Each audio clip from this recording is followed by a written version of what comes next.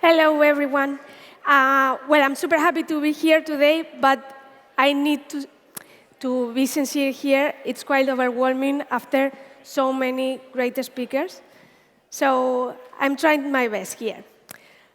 And what I'm going to tell you today is a story, but a story about something that until today I thought it was not really common in this kind of conference or events. It's a story about failure. The truth is, this is a personal story about a failure that we had in two of our applications. But let me tell you a bit about me.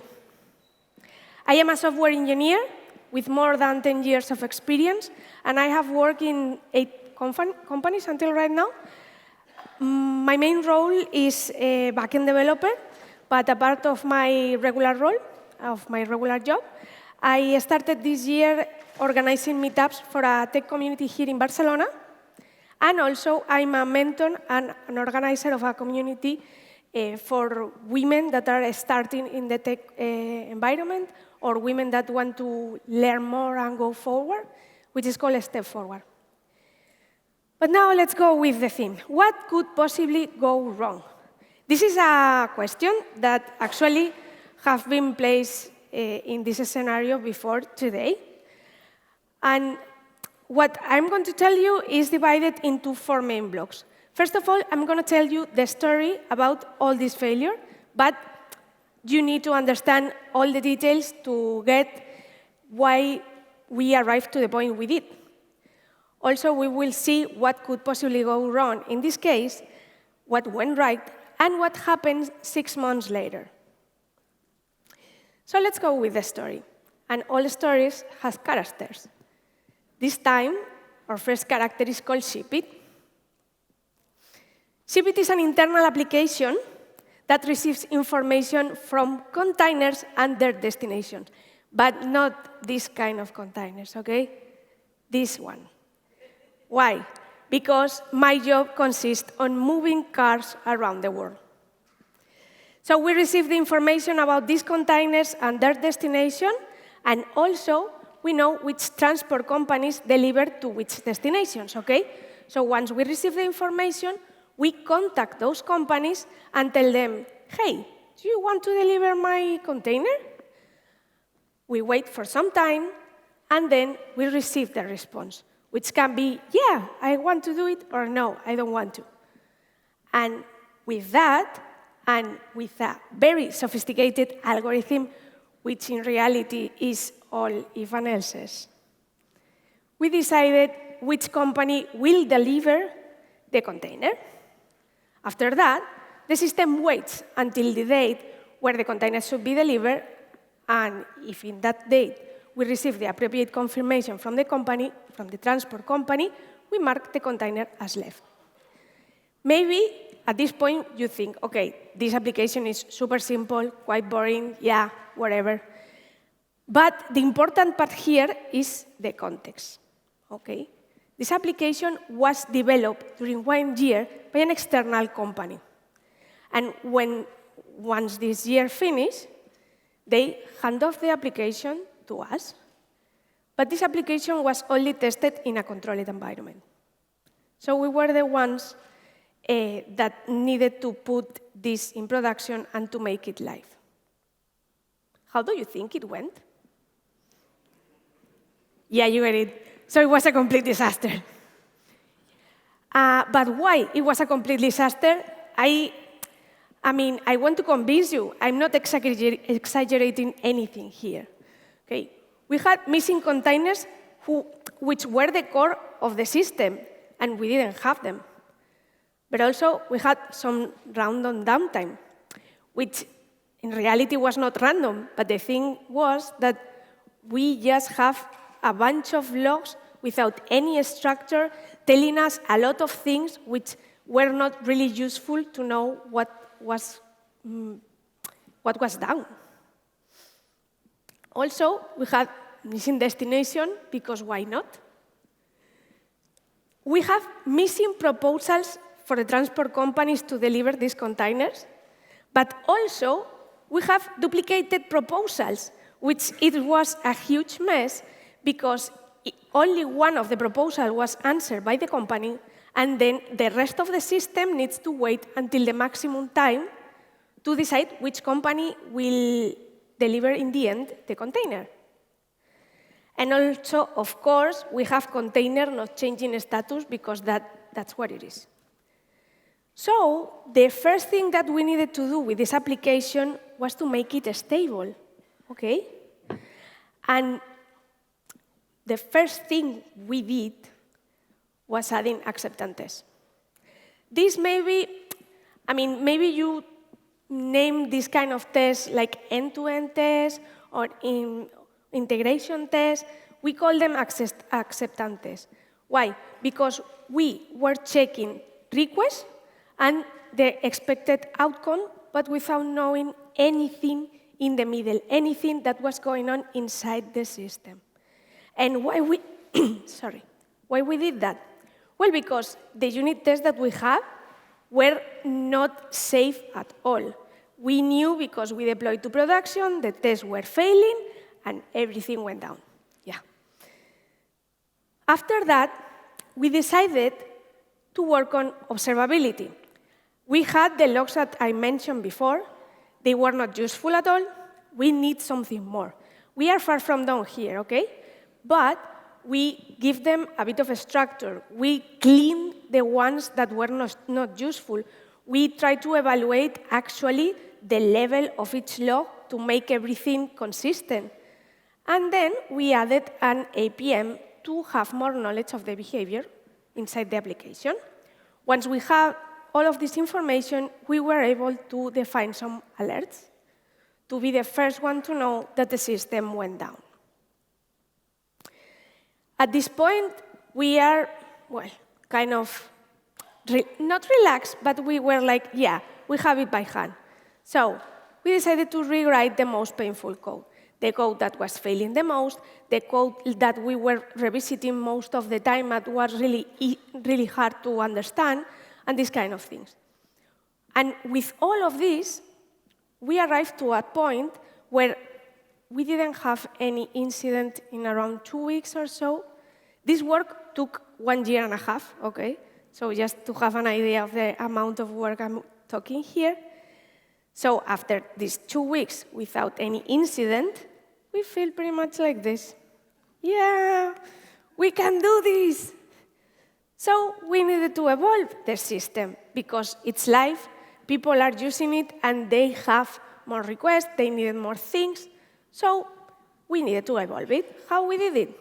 Well, we refactor more endpoints, maybe this time not the ones that were failing the most, but endpoints that were kind of important for the system, endpoints that we were changing a lot and were complicated to manage, didn't have a lot of tests. So yeah, we work on that.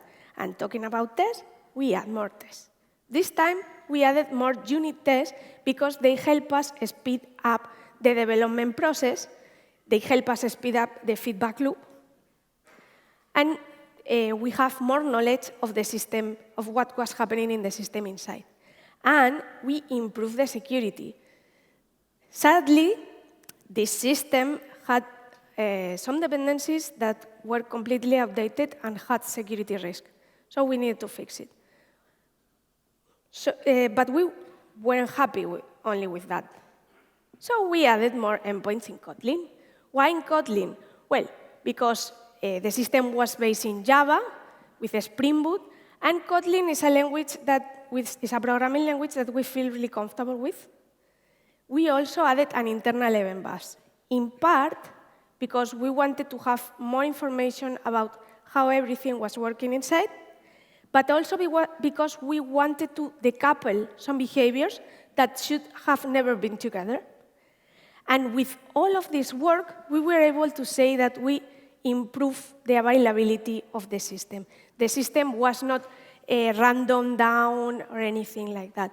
We have some problems, we still have them, because we depend on a third-party application that manages the authorization, and it's not really reliable, but we are working on that.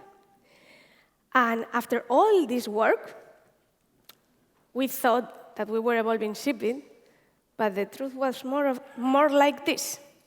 Yeah. We didn't have any idea what we were doing.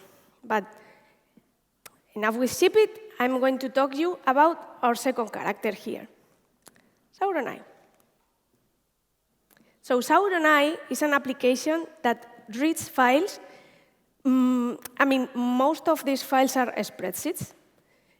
You probably will be surprised by how many information about cars is managed in spreadsheets. And we also connect to some data lake to have more information. With all of this, we generate charts, reports, and alerts that are useful for the people that work in the factory and these kind of things.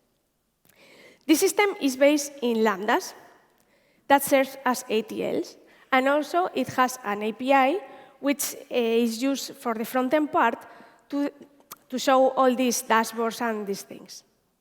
It works. It's easy to develop. You can add features with a lot of headache.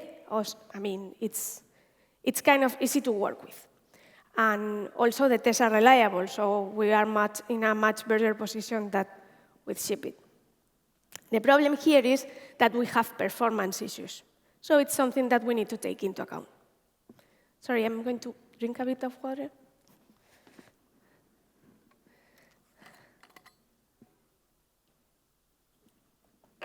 And we are arriving to a critical part in our story, the problem. Someone, a stakeholder, decided that it was super important that Sauronai has information from Shipit, which was something completely new for us. We discussed a lot of possible solutions, and we downed the options to 3. And I'm pretty sure that most of you know how this solution will be implemented, but I need everyone on the same page, so I'm going to do a quick review on each option. The first one, a file, will imply that Shipit will generate a file, upload it to a bucket or to somewhere, and then Sauronai will be able to access this file, access this bucket, and read the information and save it whatever was useful for it. These have some advantages and disadvantages. So the first advantage is that Sauronai is completely used to work this way. Read files is everything that Sauronai does. It's a safe approach, and it doesn't imply a performance degradation for Sauronai. The problem here is that Shipit is not used to work this way, and also we have information in Shipit that is time-sensible. So the frequency in which we will generate this file is something critical for the application. The other option was to do an endpoint. This is quite straightforward. Sauronai will call an endpoint in Shipit. Shipit is completely used to work this way. This solution is the easiest.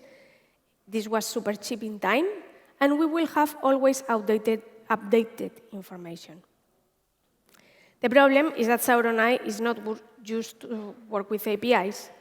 We will increase the latency because the idea was to make the call synchronously when the user requests the information, and we need to take into account Shipit availability. I mentioned before that we have some kind of problem here, so it's something that we need to think about. The third option was events. So the idea was that Shipit will generate some events, will publish them to a shared event bus, and then Sauronai will access this shared event bus and receive the events. Yeah. Advantages and disadvantages in this case? Well, we don't have performance impact in Sauronai. The availability problem is not something that we need to take into account. Data will be updated very frequently, so yeah. And it's a useful solution to keep evolving Shipit. But we have a lot of problems also. This solution is really complex. Not all the team has experience with this kind of approach. It's more expensive in time, and we need to assume eventual consistency. What do you think we choose? Events, of course. We are developers. We like to do the cool stuff, right? Yeah, but why we went for events? We didn't decide events only because it was cool. I mean, this was a part of the reasons that we took this decision. But we also thought that the investment was worth it. The team wanted to learn more about working with this kind of approaches. And also, we take into account the context. With Sauron Eye, we are in a really perfect context to make this kind of experiments, because it's a really small application, it's not critical at all, and we have a minimal number of users that can contact us in case something is not working. So we have a decision, we say why we went for this decision, and now we need a plan. The plan. So the plan was, first of all, we started creating this shared event bus. Then we will change ShipIt to use it. After that, we will add all the missing events in ShipIt, and this is an important thing. Once we have finished with these missing events, we will project those events in Sauron Eye, and to finish, we will create a new endpoint in Sauron Eye to show all the information. So we have a plan, it's solid. What could possibly go wrong? Well, kind of everything, yeah. We were at the beginning, we were creating this new infrastructure because we use infrastructure as code, okay? And we realized that we didn't have the corresponding permissions to do that. So we need to find out exactly which permissions we needed, because we need to add only the bare minimum permissions to our system to be able to work. So this was the first thing that we found in our journey. But it was not the last one. Once we have finished the problem with the infrastructure, yeah, we started adding those missing events. We thought, well, I mean, this is manageable. They are not so much events. Yeah. Well, the problem was that there is a lot of logic duplicated in ShipIt. We needed to publish the same event from so many different parts of the code that we were not having in mind. In fact, we realized at some point that we have changed so much code that we were lacking some tests. The code that we changed at some point was not completely covered by our test. So we did a bit of scouting, and we added the test that we thought we need, but that was not the main focus. So we did what we could, but in the end, it was not enough. I mean, not at all. And after that, we arrived to a point where we start doing some tests in controlled environments and realized that there was a lot of undiscovered logic in ShipIt. Who guessed that in a not legacy, but maybe, yeah, legacy system, there is undiscovered logic? Yeah. Well, it happens, yeah.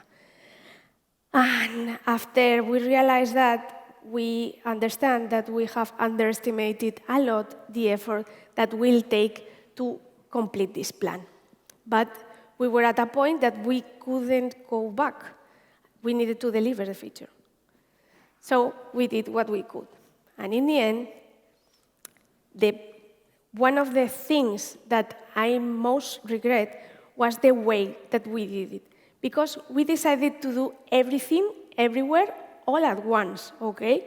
We decided to go for all the missing events at the same time, which it was really problematic because we were not able to test this approach until the very end. And, I mean, this is not a good option at all. If we have go for a more iterative approach, maybe go event by event or something like that, we for sure were able to understand earlier in the process that something was completely bad. After that, the result, yeah. So we had incorrect numbers, we had taken so much time than expected. We were all the time back and forth trying to fix those numbers. That generates a lot of frustration in the team and the sense that we were in the never-ending story. But that's not all the things. There were things that went right. For example, the feature wasn't critical. We didn't have any user complaining or crying or saying, I need this to work right now. No, that was not the case. Yeah, and I think that's one of the best things that happens with this feature. Also, another thing that went right was team metrics. We are in an atypical team. For example, we don't estimate. We just decide on Monday the work that we are going to be doing on a week until Friday. But we measure a lot of things. Maybe not the kind of things that the report McKinsey defines as the ones that we need to, but we measure the things that are useful for us. We measure things that drive improvement in a healthy and sustainable way. For example, we rely a lot on DORA metrics. And also, we focus a lot in the impact on the user.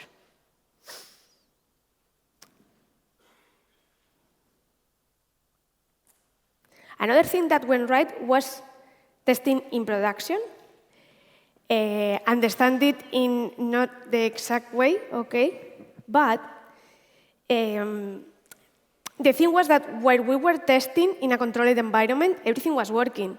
And until we went to production, we didn't know that something was completely bad, okay? And I think part of our job as software engineers or software developers or whatever you want to name it is to take a feature to production and to be sure that it actually works. Another of the points that went right were observability. The work that we have done previously on observability and to be able to see the health of the system at any moment help us understand that some events were not being published, some events were published in more than one, some events were not correctly processed, and these kind of things. And the last point that I want to highlight is the ability to deploy fast and automatic. Maybe we take that for granted, but it's not the case in so many companies, okay? With this technology, with this kind of opportunity, we were able to fix problems really fast. I mean, we fix a problem, we deploy to production, and everything keeps working, and nobody noticed that something was wrong. But that was not the case for all the problems that we find. So now we arrive to the point, 6 months later. We deploy the feature to production, okay? We realize that they had problems. We fixed the problems that were fast and easy to fix. We deploy them to production, and we see that still things were bad. Yeah, so we contact the stakeholders, and we say, hey, this is not working correctly. But we had taken so much time that the priorities had changed. So although we keep bringing the topic in every possible meeting that we have with them, this was never a priority anymore. Which makes us understand one thing. The feature was not useful. Yeah. Why we know that? Well, because if it was being used by someone, I am absolutely sure that we will have had complaints. Someone will have said that, okay, these numbers are not correct. Yeah, guys, you need to do something. But that was not the case. And some weeks before this event, some weeks before today, I read an article about how the liver is not enough from a Spanish guy called Simón Muñoz, which highlight this quote from Peter Drucker, which says, "There is nothing so useless as doing efficiently something that should not have been done at all." And that's exactly the case that we have here. We try to decide a really performant solution for something that no one will use at any moment. And we are arriving to the end of the talk. I talked really fast, I'm sorry, but yeah. So before we finish, I would like to highlight some key learnings. The first one, there is no silver bullet, okay? There is no solution that will work at any possible situation. And even though events in our case was an absolute error, okay?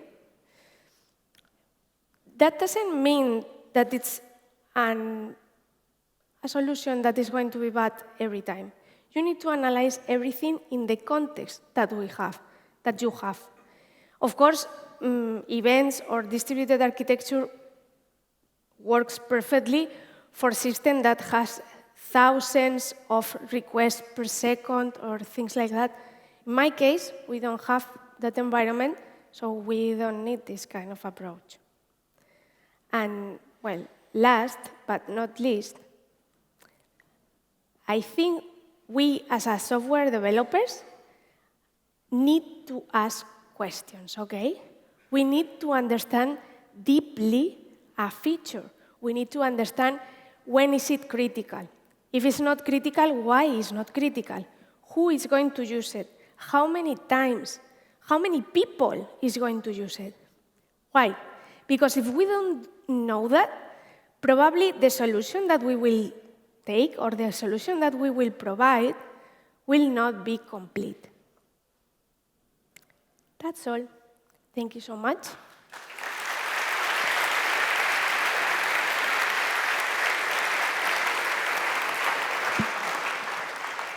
Thank you, Isa. Yeah, we don't have too many questions, so let's try them. Someone is asking, like, okay, why was ship development externalized? Maybe you don't have a say on that. I would like to ask the same question. Would you have other pieces externalized after all these problems, or maybe you would try to build it in-house? Or? I mean, if someone will ask me, I will not do that, but nobody's going to ask me, sorry. Yeah, it's not up to you, right? Yeah. And slightly related to that, okay, so obviously you're working in the automotive industry, which is not the, let's say, most up-to-date with technologies. Do you think are you actually struggling to introduce new technologies, or are you always finding these kind of problems working with, legacy tech and this sort of stuff? Well, working with legacy tech is always, well, not always, but it could be a problem. But in our case, in our team, we don't have problems to try new things. I mean, we went for Kotlin, okay, nobody has any problem with that. We decided to go for events, okay, nobody has a problem with that. The problematic thing here is when you try to change like more core things. For example, if you tell them, hey, don't use Excel anymore, probably someone will try to murder you. But yeah, I mean, it depends. All right, thank you very much, Isa. Thank you. Okay.